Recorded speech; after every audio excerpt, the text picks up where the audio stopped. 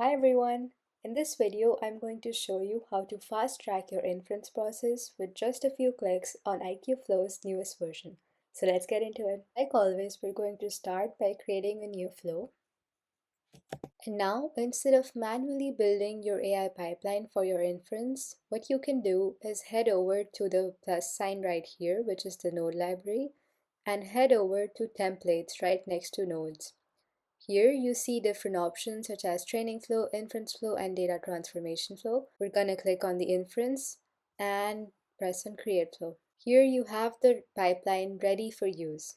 Now all you have to do is select the artifacts from the training and get going. So now we're going to move over to the first node, which is select artifact.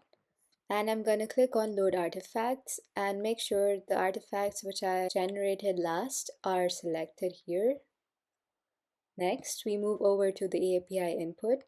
I'm going to leave the schema as it is and input my test data right. Here we go. Just gonna make sure that the formatting is correct. And now we're ready to validate it against the schema and save. Finally, we click on the Use AI model node and select our category. I'm gonna go with tabular according to my dataset. The subcategory is regression. And the model that I'm going to use is XGBoost Regressor because that's what I used during my training. For the input, I'm just going to let it be and save. And just like that, we're ready to run our model.